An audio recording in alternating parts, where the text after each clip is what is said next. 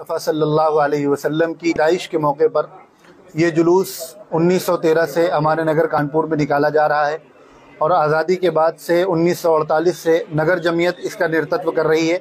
इसकी सारी तैयारियां, इंतज़ामात, रूट के इंतज़ामात, प्रशासनिक अधिकारियों की जो इसमें ज़िम्मेदारियां हैं उनके साथ बैठक, ये सारे काम नगर जमीयत के पदाधिकारी करते चले आ रहे हैं।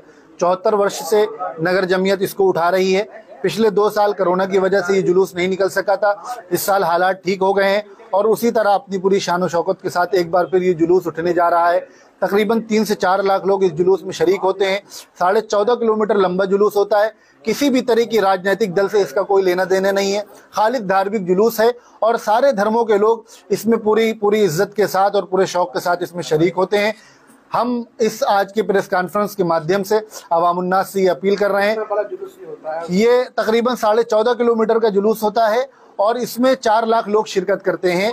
इसे एशिया का सबसे बड़ा जुलूस कहा जाता है।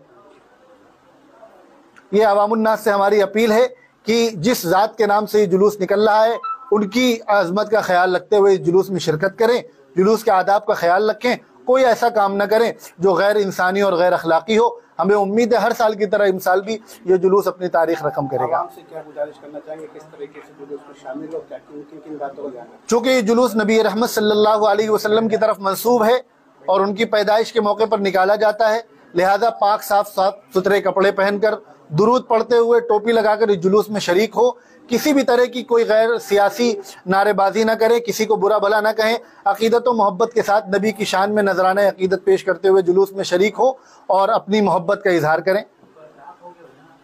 यही हमारा पैगाम है।